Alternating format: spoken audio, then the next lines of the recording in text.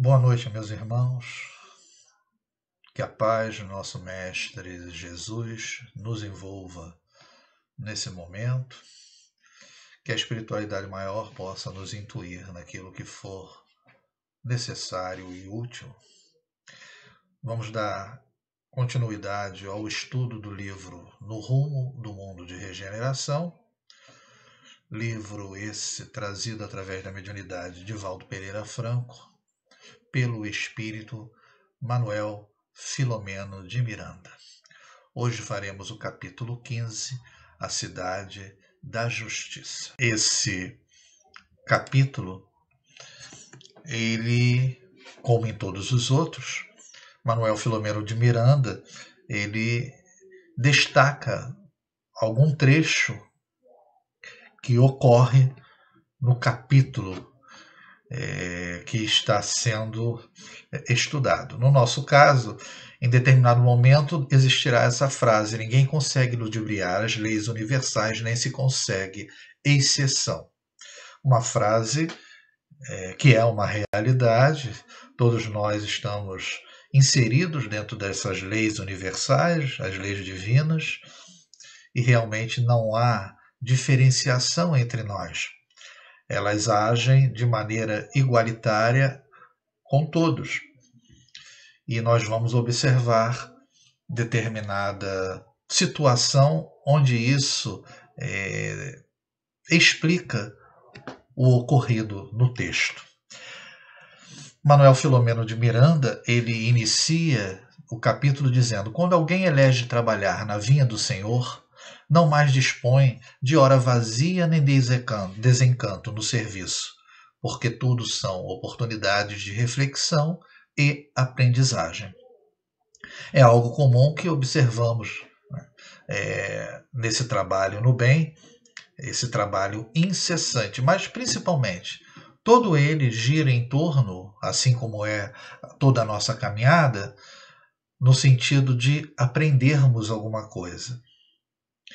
Muitas vezes não fazemos uma reflexão a respeito dos nossos atos e perdemos algumas oportunidades não aprendendo aquilo que deveríamos na nossa caminhada.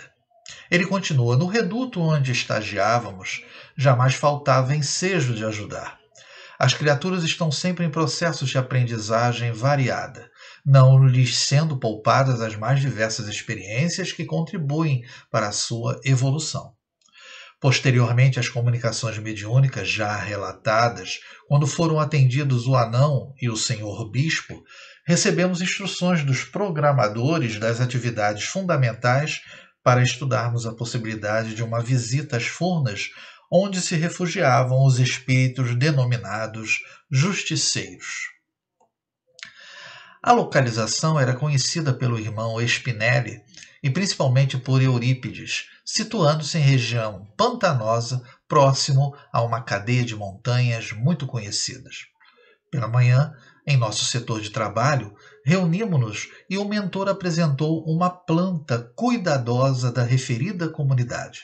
Através de um projetor sobre ela, observamos fascinados os desenhos vivos da localização, ao mesmo tempo a movimentação que dava vida aos gráficos, muito bem delineados. Bem, meus irmãos, eles estão observando o local onde eles vão fazer uma visita. Na verdade, é um reconhecimento sobre a área para estarem mais preparados e seguros nessa empreitada, nessa caminhada, nessa visita que eles farão. O pântano imenso, parte coberto por vegetação espessa e parte descoberto, onde flutuava uma espuma escura e putrefata, era espantoso pelo empestar do ambiente, com uma névoa escura e compacta, exalando odor pútrido. Era antecipado por um charco lodacento e pestilencial em pleno coração de uma floresta sujeita às marés que traziam lixo e cadáveres de animais, tornando a região portadora de terrível podridão.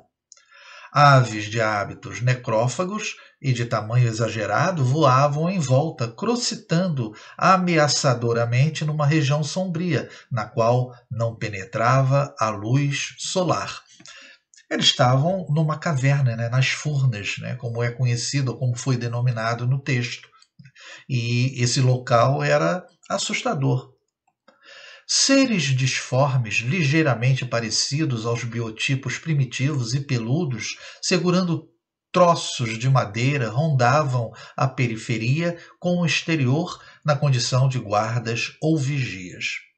Sons estranhos e funéreos surgiam e desapareciam em espocar de trovões antecipados de relâmpagos e raios que rasgavam a treva e pareciam fender o solo sacudido pelo seu impacto.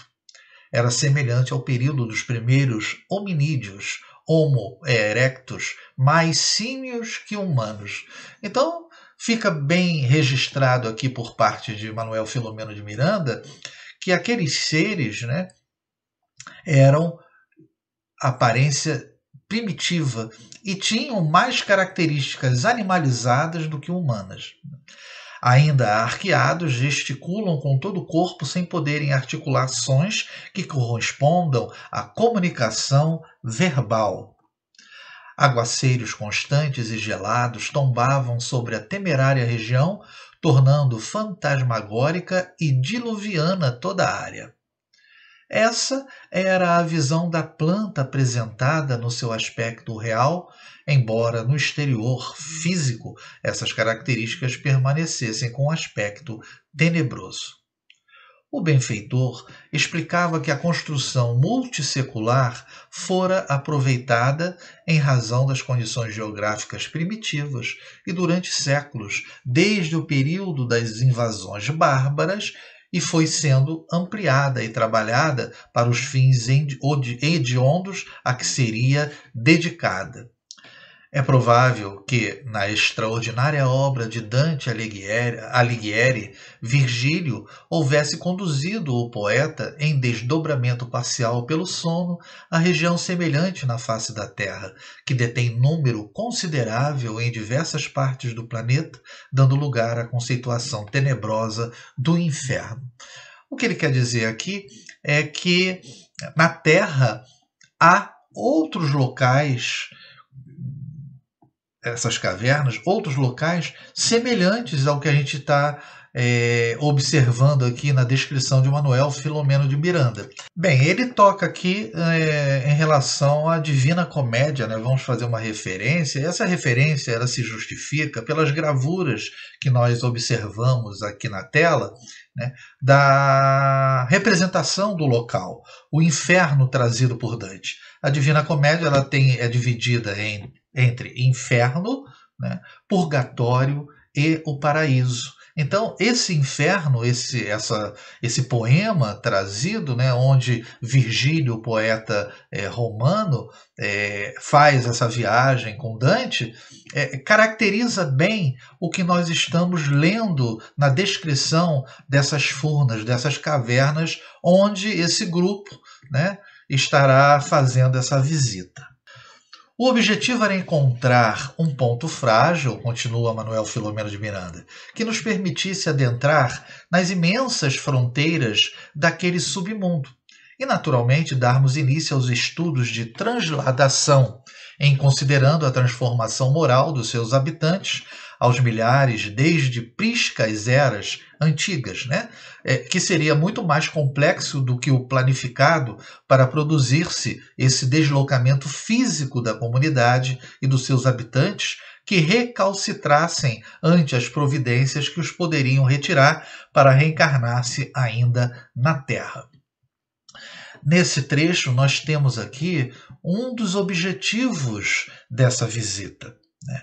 A ideia é que esse local ele vai ser totalmente, né, fluidicamente falando, ele vai ser todo deslocado, transladado para outro local, para outro planeta, para que esses espíritos que não aceitam e não se modificam possam continuar a sua trajetória apesar de ser uma trajetória ainda voltada, né, para o mal, e continuar essa trajetória de progressão. Isso apenas demonstra o quanto a bondade de Deus nos dá oportunidade, né? O outro objetivo, naturalmente, é a tentativa com essa visita de convencimento para que haja uma transformação, uma mudança moral naqueles que ali se encontram, né, nessas cavernas. A projeção muito especial era impressionante, como se estivéssemos na região hostil. Após os minudentes estudos, Eurípides propôs que se aguardasse a noite, portanto, momento mais sombrio, e que o nosso grupo, estando próximo de um dos seus acessos bem guardados, quando chegassem alguns arrebanhados encapuçados, uníssemos-nos a eles, atravessando a estreita ponte distendida sobre o Tremedal, quer dizer, o Tremedal sob o pântano, né? E lá dentro poderíamos misturar-nos aos sucessivos grupos deambulantes pelos espaços de movimentação. Eles estavam buscando encontrar uma maneira de penetrar de maneira mais segura e, digamos assim, camuflada, juntando-se a alguns encapuçados que eram trazidos para esse local. Resolução aceita, foi-nos proposta uma conduta mental de compaixão e de misericórdia, de maneira que nos revestíssemos de couraças vibratórias que nos protegessem das urdiduras tóxicas do ambiente nefasto e, ao mesmo tempo, permitisse-nos atingir a meta que ignorávamos pessoalmente. Nós frisamos essa frase aqui, a proposta de uma conduta mental de compaixão e de misericórdia, porque esse equilíbrio ou esse comportamento daria a eles um verdadeiro escudo protetor para adentrar no ambiente tão tóxico fluidicamente, né? E nós sabemos que, se não houver essa condição equilibrada, há uma possibilidade muito grande de existir um desequilíbrio emocional, né, e mental daqueles que não estão habituados a essas visitas, né? E Manuel Filomeno de Miranda, a gente vai observar que, de certa forma, isso o afeta, né? E ele diz: para mim, ainda inexperiente em tecnologia transcendente, o curioso era observar que na planta projetada, à medida que nos detínhamos em qualquer detalhe, este adquiria vida e surgia em terceira dimensão. As horas transcorriam conosco nas imediações do tenebroso local, encoberto por densa camada de vibrações de muito baixo nível, emanada pelos ali residentes e suas ações nefastas. Nesse interim, acercou-se-nos um grupo expressivo de espíritos que se identificavam pelas funções que exerciam. E, de fato, demos-nos conta de que se tratava de especialistas em um tipo de engenharia que eu desconhecia. Recebidos afetuosamente pelo benfeitor Spinelli, que os aguardava com discrição, tiveram acesso de imediato ao painel no qual refletia a planta da comunidade que acabáramos de conhecer naquela projeção especial. Eles remontaram aos alicerces das construções nas furnas da triste paisagem que logo mais deveríamos visitar. Então, esses especialistas em engenharia, vamos dizer assim, né, eles é que dariam início ao processo e o entendimento, né, e o reconhecimento de como poderia ser realizado essa mudança dessa verdadeira cidade para outro local. Comentaram detidamente uns com os outros a respeito dos equipamentos especiais que pudessem deslocar as edificações fluídicas sobre os subterrâneos e salas sombrias, transformadas em estranhas habitações punitivas e residências coletivas promíscuas e miserandas. Após as análises minudentes, foi exposta a maneira mais eficiente para a transplantação de todo o conjunto, permanecendo as edificações da natureza que futuros espeleólogos iriam identificar como galerias fantásticas, sem terem a mínima ideia do que ali havia ocorrido por séculos. Então, futuros especialistas, né, em estudos de cavernas, né, de grutas, veriam naquele local o quê? Apenas a natureza, as galerias fantásticas, né? Não tendo ideia do que ocorre, o que ocorria espiritualmente falando naquele local. Para completar o plano de transferência da cidade, tornava-se inevitável penetrar nos seus meandros. O amor do Pai Celeste, que sempre busca liberar o espírito do crime e não o punir pelo desar praticado, facultava que caravanas espirituais misericordiosas visitassem o paú de sofrimento para acolher aqueles que se encontravam arrependidos sinceramente no lodaçal da entrada. Animais viscosos e estranhos, muitos deles resultado de fenômenos de zoantropia, misturavam-se a batráquios e outros repelentes em ininterrupto afogar-se sem parar. Estavam desencarnados, sim, porém despertaram naquela terrível prisão a céu aberto, cujas emanações pantanosas cobriam o brilho das estrelas. A gente lembra que esse fenômeno da zoantropia, né, é a capacidade que o espírito possui de fluidicamente modificar o seu perispírito e dar-lhe uma aparência de animal, né? Então o local ele era repleto de seres, como lemos, disformes, né? E com características exatamente dessa forma, animalizados, né? Havia permanente tempestade específica no ar que chibatava inclemente a região e de vez em quando produzia chuva e frio cortante. Os relâmpagos e trovões eram pavorosos. Mesmo aqueles atormentados que tentavam fugir pareciam apoiar-se à lama movediça que os não sustentava e cedia ao seu peso, afogando-os de contínuo. Não sei se vocês repararam, mas naquela figura que nós colocamos na representação da Divina Comédia, né, existiam ali seres exatamente em locais, né, tipo uma lama, onde eles ficavam afundados nela, né, e é exatamente essa visão que se tinha daqueles seres em determinado ponto. Santa Isabel de Portugal, continua Manuel Filomeno de Miranda, e inúmeros grupos na sua caridade, inspirados, visitavam aqueles pélagos em homenagem à Mãe Santíssima, com equipes de socorristas com redes luminosas magnéticas que, atiradas sobre o tremedal, permitiam a retirada daqueles sofredores sinceramente modificados que se imantavam às suas malhas, sendo recolhidos.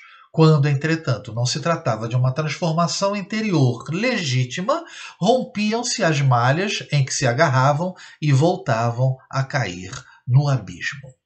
Então, nesse trechinho aqui, a gente observa que, e foi lido anteriormente, a região era visitada por outros grupos também, né? No caso ali, estava presente também a Santa Isabel de Portugal, com o seu grupo, realizando esse trabalho de caridade também.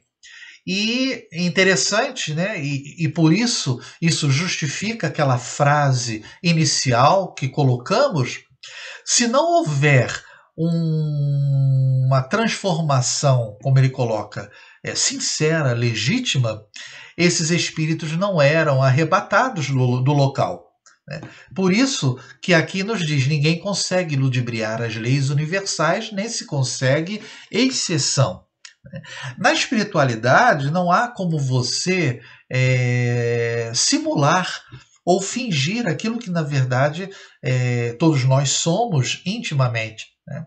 E quando percebia-se que aquilo era só uma tentativa inútil, né, de enganar para poder sair daquele local de sofrimento, eles eram, as malhas, como eles colocaram, né, eram desfeitas e eles caíam retornando ao pântano, né? A região era, mesmo para nós, de difícil acesso, embora a nossa melhor boa vontade. Entretanto, técnicos de socorro e visitação habitual haviam traçado rotas em linha indiana, na qual se tem apoio para alcançar a entrada de acesso ao interior. Organizando-nos à noite, que chegara fúnebre ao local, no horário estabelecido, reunimos-nos todos à borda do imenso rincão de horror e oramos emocionados, iniciando a travessia. Ouvíamos o clamor da tempestade dos seres espirituais em lamentos e queixas horríveis, misturados a vozes de aves hórridas que voavam sobre nossas cabeças.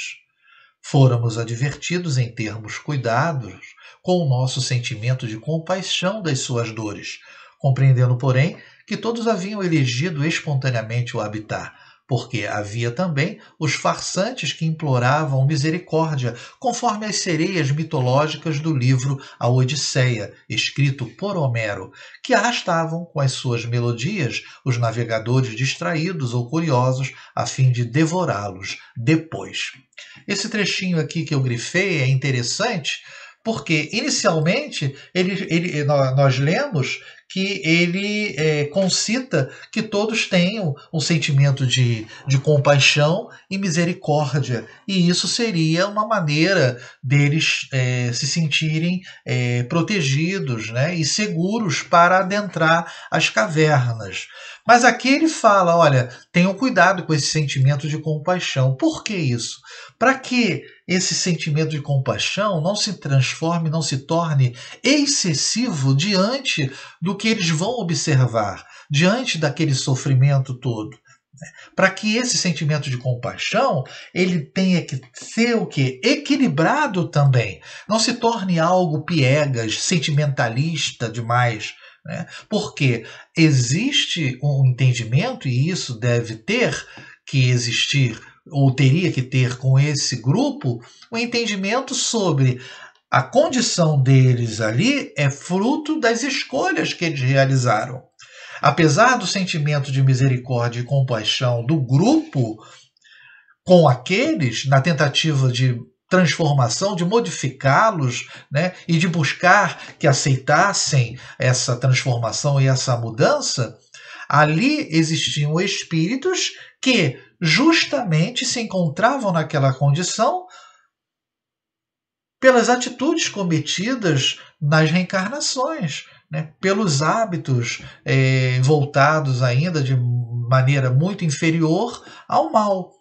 Então, esse cuidado deveria ser também, com esse sentimento, uma preocupação para ele não se tornar excessivo.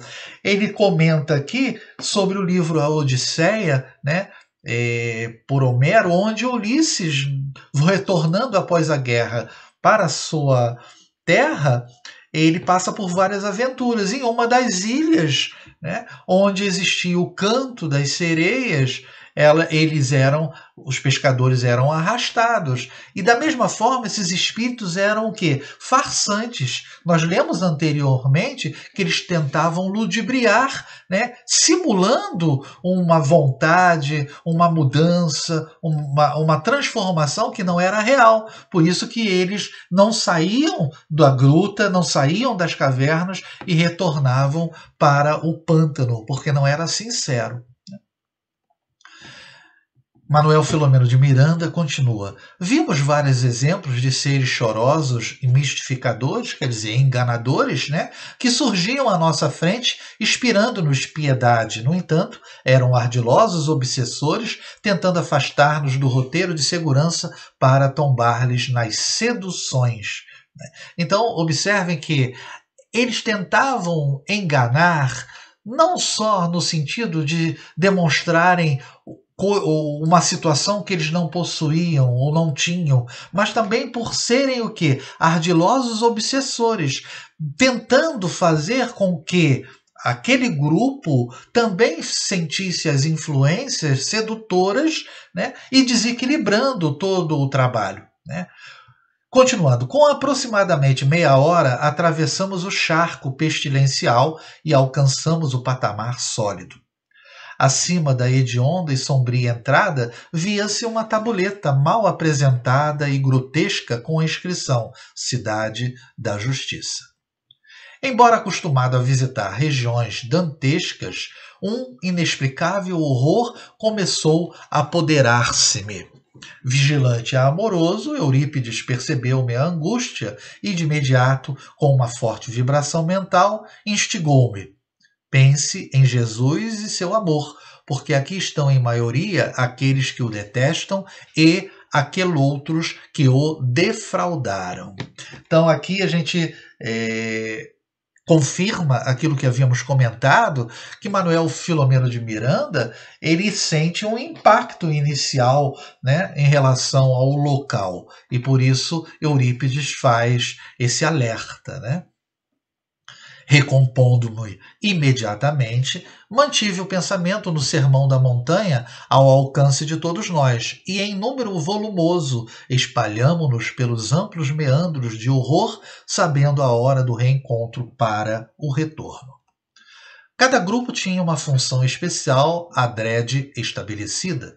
Nossa equipe reuniu-se e avançou pelo que seria um corredor central largo e de acesso a salas laterais. Não havia curiosidade em nenhum de nós, antes o interesse de conhecer esse submundo espiritual que existe em nosso interior, cujos atos vulgares e infames põem a descoberto quando nas experiências carnais, assinalando nosso perispírito com os valores que nos caracterizam e a morte nos leva a vivenciá-los. Esse trechinho aqui ele é interessante porque o que eles observam no local, toda aquela ambiência tóxica, ela é fruto, né, da condição íntima e espiritual de cada um, né? E isso é refletido, né, nas experiências carnais, quer dizer, isso é demonstrado pelas atitudes quando esses espíritos encarnados, né, realizando atitudes completamente fora das leis do bem, né? Isso, ao desencarnarem, tem como consequência exatamente uma representação, e por isso estabelece-se em locais dessa forma, umbralinas, né? E isso é apenas uma consequência da condição espiritual íntima desses espíritos, né? Atrelado naturalmente ao perispírito deles, que sofrem ou representam, visualmente falando, seres como foi descrito nessa gruta, né? Desformes e animalizados. O pandemônio era chocante e as aberrações inimagináveis praticadas em toda parte, num espetáculo deprimente e nauseante. As exsudações pútridas infestam tudo, e era necessário um bom controle mental de nossa parte a fim de permanecermos seguindo ao objetivo que ali nos levara. Subitamente, alcançamos uma sala ampla na qual se atropelavam os residentes e dava-nos a impressão de que era momento de algum julgamento. Um vergonhoso simulacro de justiça era representado por alguns perversos árbitros que se sentaram num ridículo tribunal no qual estavam diversos espíritos apavorados que deveriam ser sentenciados. Numa agitação infrene, Entre gritos e chibatadas aplicadas por auxiliares do hediondo tribunal na turba multa, foram sendo julgados os criminosos, alguns deles representantes de cultos religiosos enganadores, líderes comunitários e administradores que usurparam os bens públicos. Apavorados, cada qual procurava justificar os atos ignóbeis sob acusações inclementes que negavam, mas terminavam por ceder em face da apresentação das cenas indignas que eram expostas numa tela muito grande, na qual eram projetados alguns dos momentos incríveis em que delinquiram. Aqui cabe a gente ressaltar esse ponto importante, esse julgamento, né, desses espíritos. Ele colocou aqui religiosos enganadores, líderes comunitários e administradores que usurparam os bens públicos, tentavam, né, se justificar. E aqui fica caracterizado o quê? A região umbralina, a espiritualidade, né, inferior, esses grupos maléficos que se diziam justiceiros, eles possuíam também uma tecnologia, né? Porque as cenas eram apresentadas em telas, né, muito grandes, né? Nós lembramos que lá no livro Memórias de um Suicidas, no Hospital Maria de Nazaré, nós tínhamos também essas telas, né? Então, há uma tecnologia também nesses grupos das regiões inferiores. E Manuel Filomeno de Miranda, ele continua: dei-me conta de algumas atitudes no capítulo das obsessões, quando gravam algumas cenas covardes e ignóbeis daqueles aos quais pretendem submeter, ao mesmo tempo que, por telepatia, transmitem culpa e ressentimento de si mesmos. Na grande maioria das vezes, a momentânea vítima tombava nos quadros mentais que os aturdiam. Então, nós vamos observar mais à frente que esse julgamento era também um processo de indução, uma verdadeira obsessão, influenciação que eles realizavam nesses espíritos, né, que eles julgavam, né? E por isso, continuando aqui, Manuel nos diz: as punições eram cruéis, irrevogáveis, até futuro julgamento, quando expungissem parte delas. Alguns espíritos deformados em processo degenerativo na aparência, quase inconscientes do que ali se passava, foram transferidos para outro ambiente no qual seriam hipnotizados para completarem as modificações ideoplásticas. Observem que esses espíritos justiceiros, eles se aproveitavam da condição, né, como ele coloca ali, muito infeliz desses espíritos, quase inconscientes, como ele coloca, para realizarem determinadas modificações perispirituais.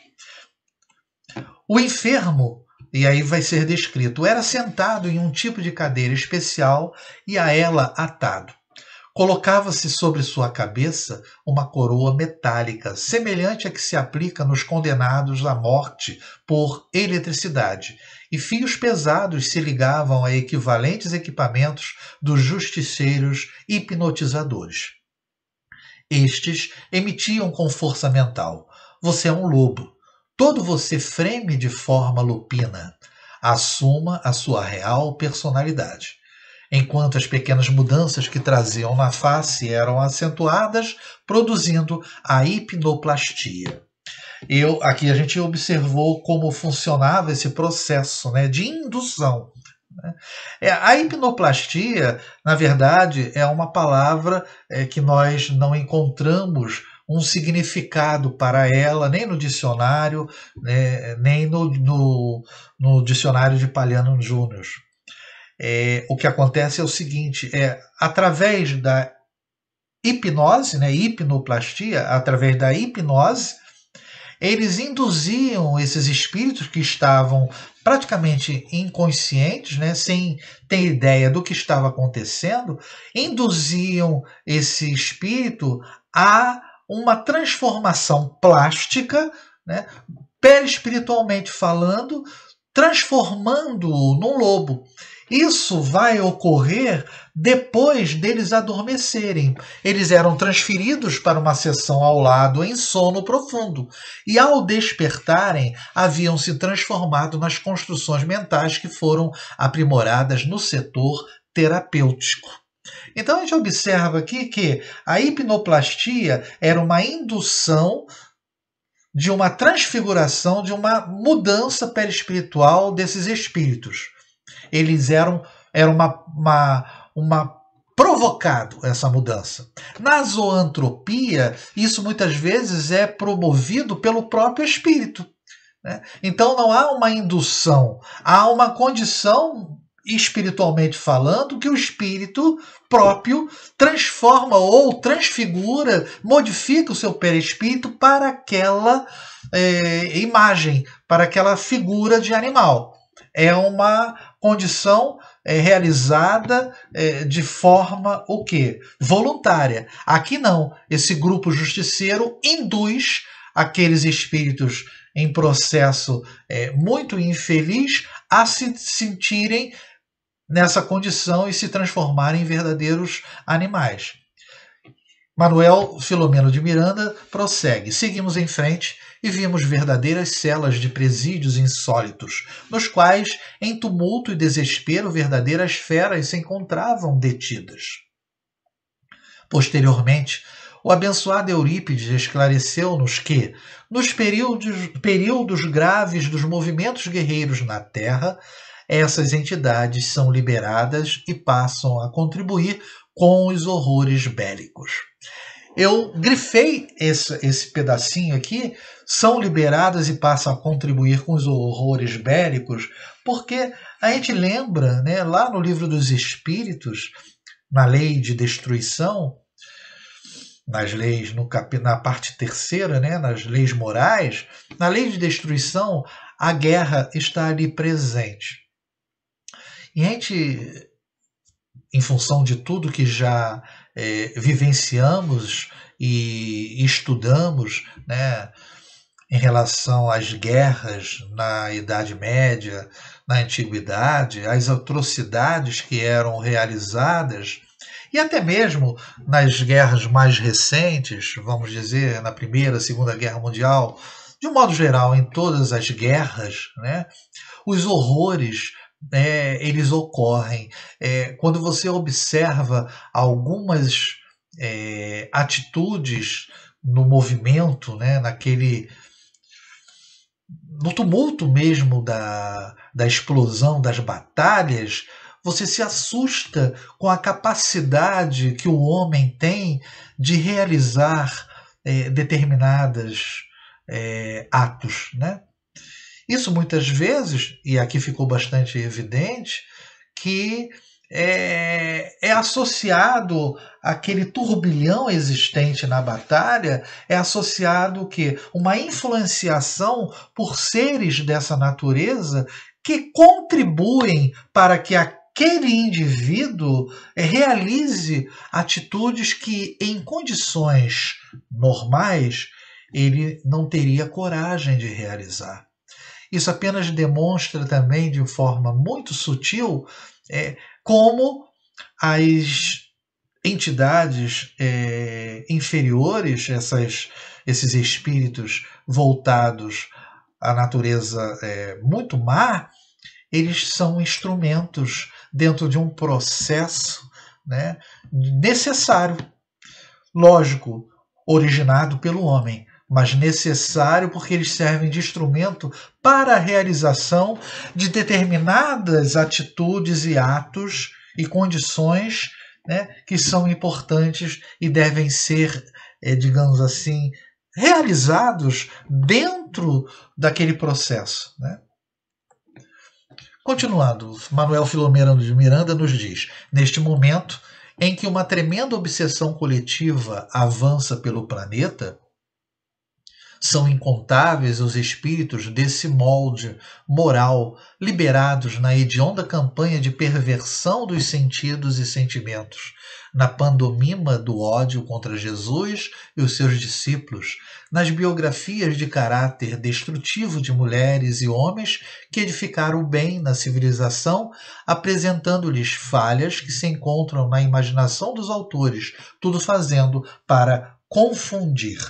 Aqui ele já coloca que esses espíritos também eles tentam influenciar, moralmente falando, o aspecto dos sentidos e sentimentos de homens e mulheres, né, que, de certa forma, possam estar envolvidos junto a grupos religiosos. A gente leu e já em diversos estudos, não só nesse livro, o quanto aqueles que buscam uma modificação íntima ou estão atrelados a algum segmento religioso e têm uma certa conduta coerente e adequada com aquilo que se espera do aspecto cristão, eles são influenciados. Nesse livro mesmo, nós chegamos a fazer esse estudo onde era buscado exatamente influenciar grupos relacionados a esse aspecto do cristão, né, de Jesus.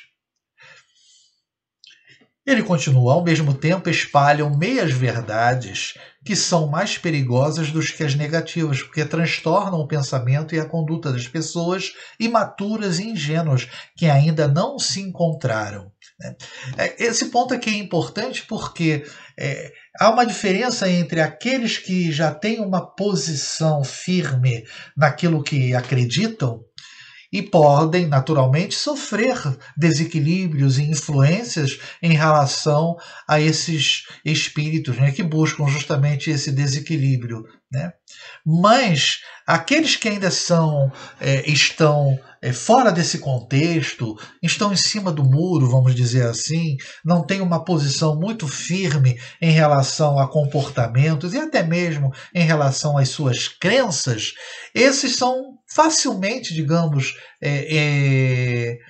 influenciados, né, e são alvos, porque é lançado ideias completamente equivocadas, né? Ele coloca ali meias verdades e muitas vezes são aceitas. E aceitando aquilo que não é verdadeiro, você acaba o quê? Deturpando toda um processo, toda uma caracterização de comportamentos que você deveria ter e acaba se perdendo nesse processo todo. Alvo fácil desse grupo. Mais adiante, vimos o desfile, que é habitual como divertimento para os infelizes que enxameiam, cuja sordidez é difícil de descrever. A imaginação enlouquecida dos maus indivíduos não tem limite, o que dá lugar às mais inconcebíveis manifestações exteriores que os aprazem, e mais se perdem nos dedalos das aflições sem medidas, até o momento quando a divindade interfere por meio de expurgos coletivos, quais os que estão sendo acionados neste período. Comecei a perceber que nosso grupo se destacava pela indumentária e forma de comportamento, chamando a atenção, a princípio, de um ou outro espírito, e logo começamos a ser seguidos por uma turba multa. A aglomeração que crescia foi nos empurrando para outro salão, onde havia um estranho trono e alguns móveis esquisitos. Soaram estranhos cornos e, ao meio de uma dúzia de terríveis indivíduos lupinos, estava um ser monstruoso, carregado entre archotes de chamas avermelhadas, enquanto se cantava uma canção feicemina. Fomos retidos pela turba e, de imediato, o chefe foi colocado no trono ridículo. A balbúrdia era terrível, assim como os odores no ar pesado e sombrio. A furna, iluminada por archotes, era infernal. Misturavam-se os sons mais estranhos aos bramidos do mar dos sofrimentos, suplicando socorro. Gargalhadas de loucura mesclavam-se com gemidos por todo lado. E o canto de deboche tentava suplantar a desordem. Fomos sendo empurrados sem agressividade para o centro da sala, e quando chegamos ao lugar que lhes parecia próprio, afastaram-se ruidosamente, deixando-nos a sós. Olhei para os semblantes dos irmãos Eurípides e Spinelli, neles encontrando uma serenidade superior e um suave brilho que lhes expressava a sintonia com Jesus. Talvez eles esperassem aquele acontecimento ou tivessem algum plano que ignorávamos. Nós outros, que experimentávamos a ocorrência por primeira vez, embora confiantes, encontrávamos expectantes. Esse ponto é interessante porque Manuel Filomeno de Miranda, né, e os outros que ali estavam no grupo, muitos não tinham conhecimento dessa possibilidade, desse encontro com esse chefe, né, das furnas, da caverna. Mas Eurípides e Spinelli tinham a ideia de que isso era possível de ocorrer, né? E acredito mesmo que esperavam que isso ocorresse, porque é aqui que vai iniciar, através do diálogo com esse chefe, a ideia e a sugestão para que haja uma mudança e uma transformação, né, de comportamento.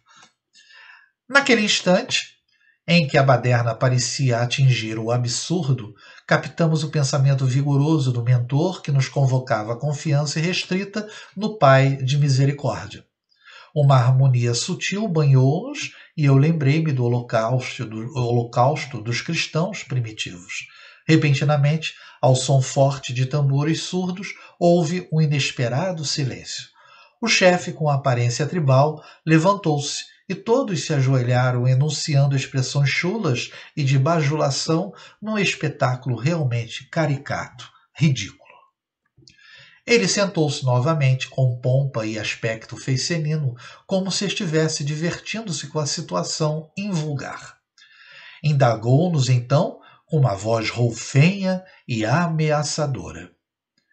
Quem são vocês e o que desejam aqui? Ademais, como se adentraram em nossa cidade sem credenciais de autorização? Eurípides deu 2 passos à frente e, fitando-o com um olhar de comiseração, respondeu: Somos discípulos do Evangelho de nosso Senhor Jesus Cristo e aqui vimos em seu nome dar notícias do seu reino. Não terminara a frase e irrompeu uma tempestade de xistes, deboches e acusações. O chefe pediu silêncio com gritaria estrondosa.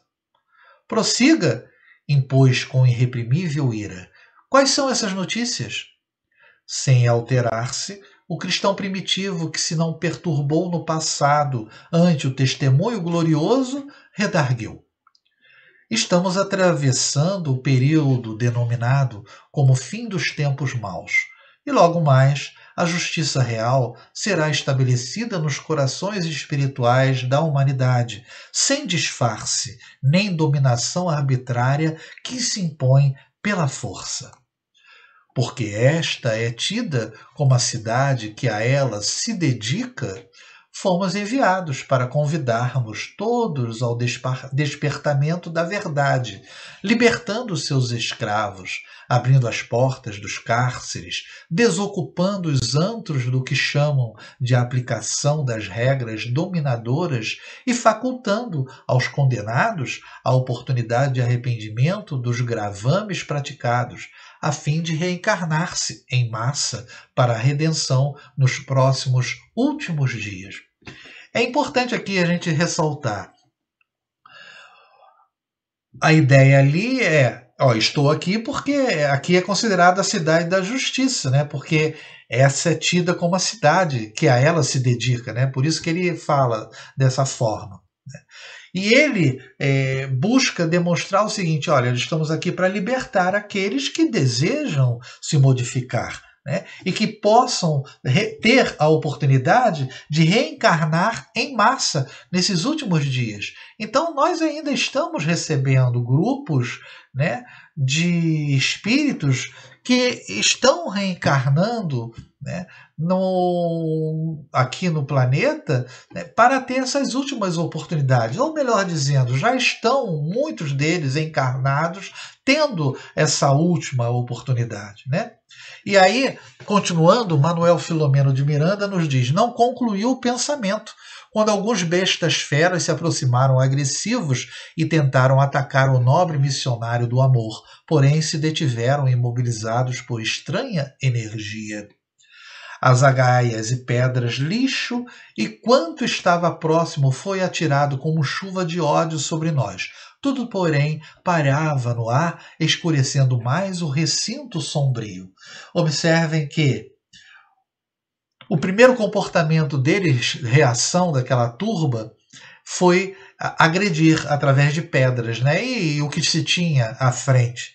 Mas a condição superior desse grupo, conduzido por Eurípides e por Spinelli, era tão grande que aquilo não os atingia, ficavam o quê? Pairava no ar.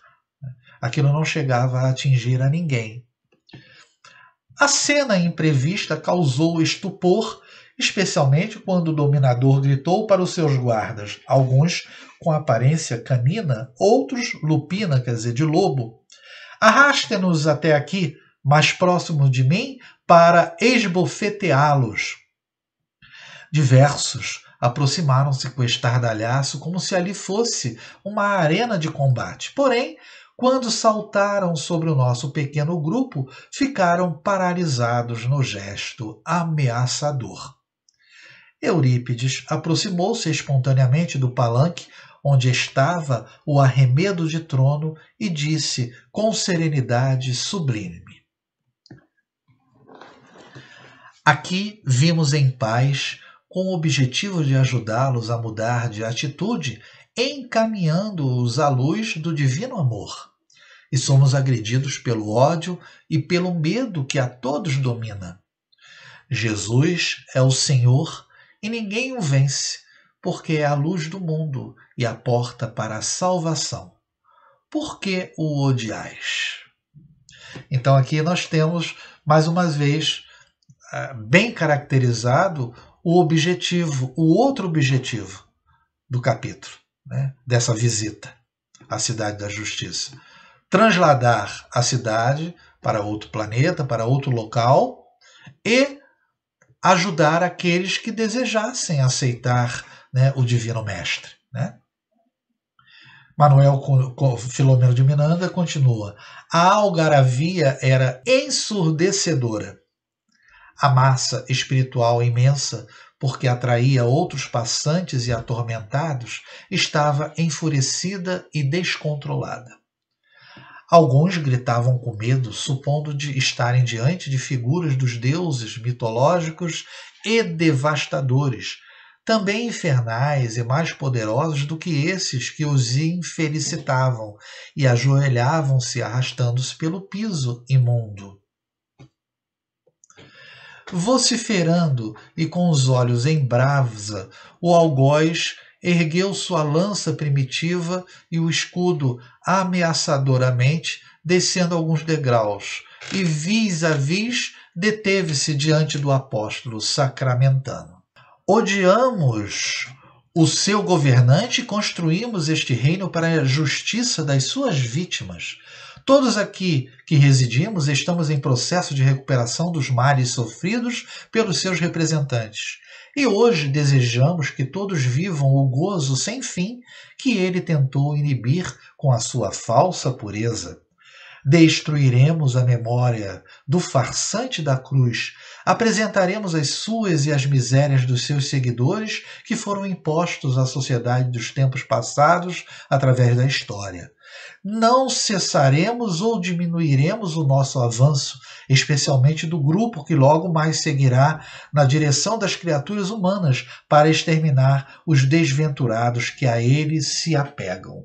Então existia ali um planejamento desse chefe, né, de que enviar grupos para influenciar as criaturas humanas, principalmente aqueles que se apegam a Jesus. Nesse momento, ouvimos um alarido de vozes incontáveis que formavam uma espécie de exército e se preparavam para atacar os seres humanos, ampliando o pavor da pandemia e dos atos criminosos que estavam atingindo as famílias desajustadas nos lares. Eu venci Roma. Depois destruí suas igrejas absurdas e devassas, matei os seus adoradores, voltei e comandei milhares de homens, implantando o terror e a destruição durante a Idade Média.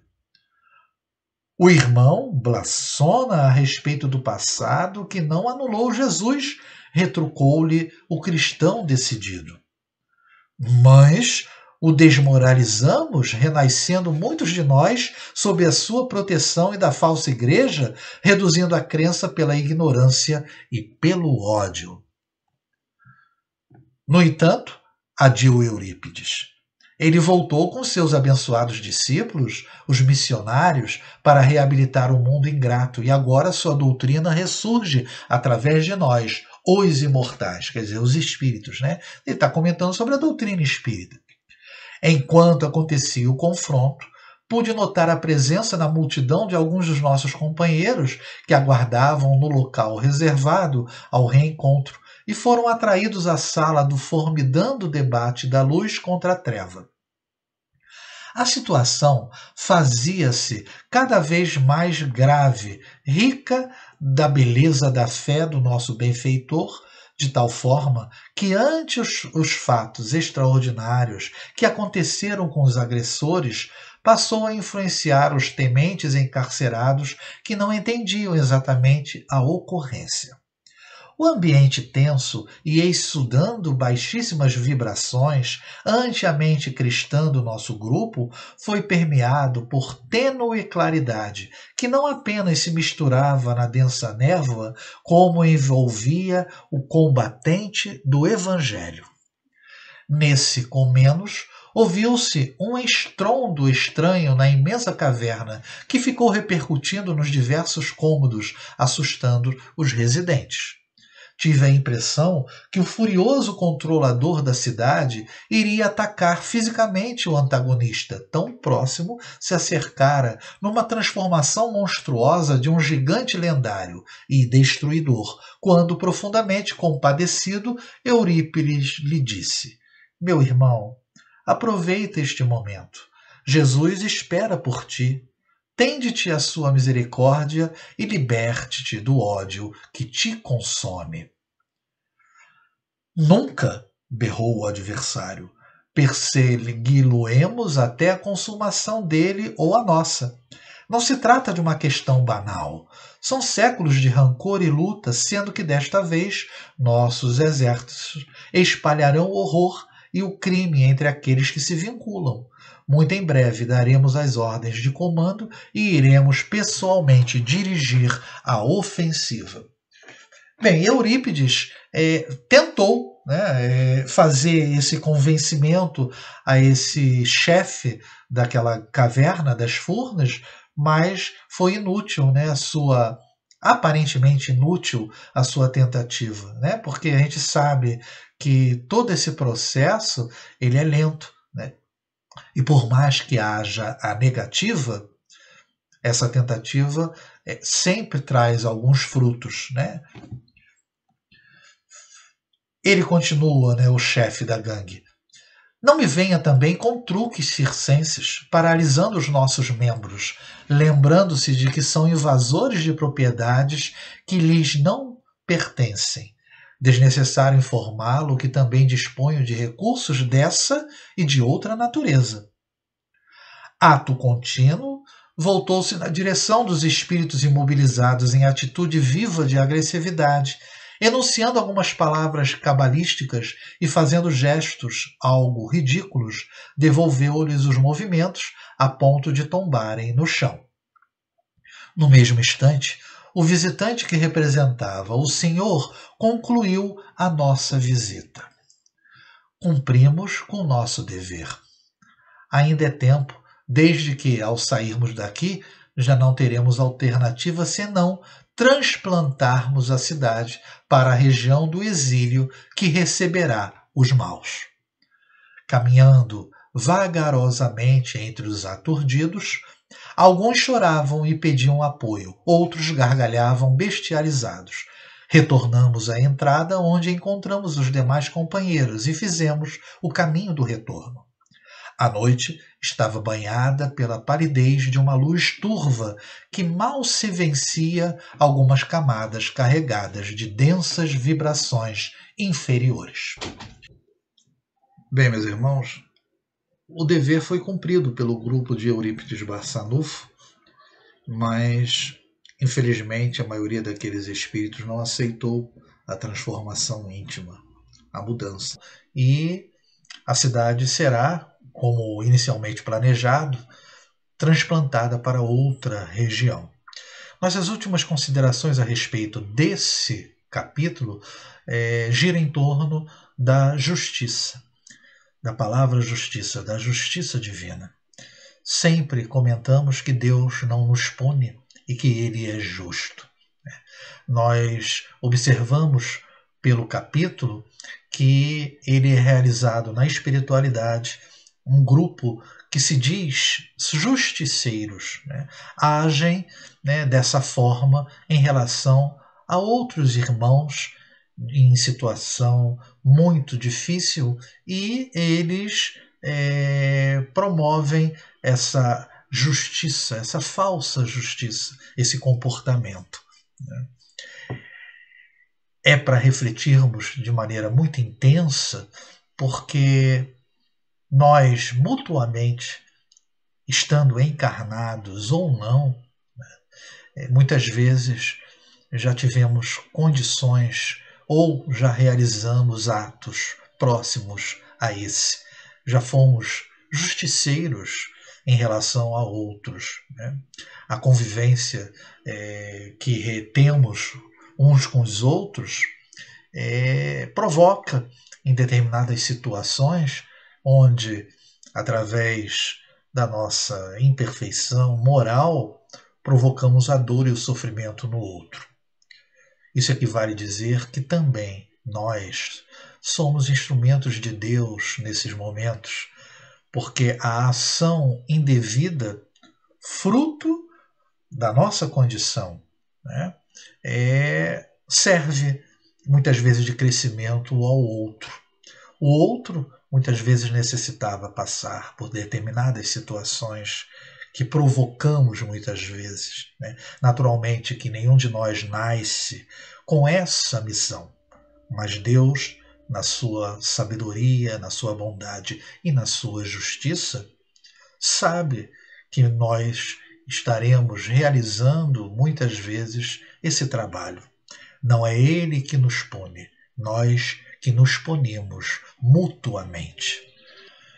Bem, meus irmãos, vamos encerrar o capítulo com uma citação do livro Justiça Divina, pelo Espírito Emmanuel, na mensagem que tem como título Diante a Lei, um pequeno trecho, que nos é dito: o Criador concede às criaturas, no espaço e no tempo, as experiências que desejem para que se ajustem, por fim, às leis de bondade e equilíbrio que o manifestam.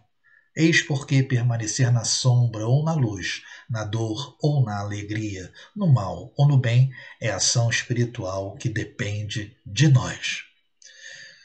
Bem, meus irmãos, quando falamos de justiça divina, de um modo geral, a reencarnação está inserida nesse contexto.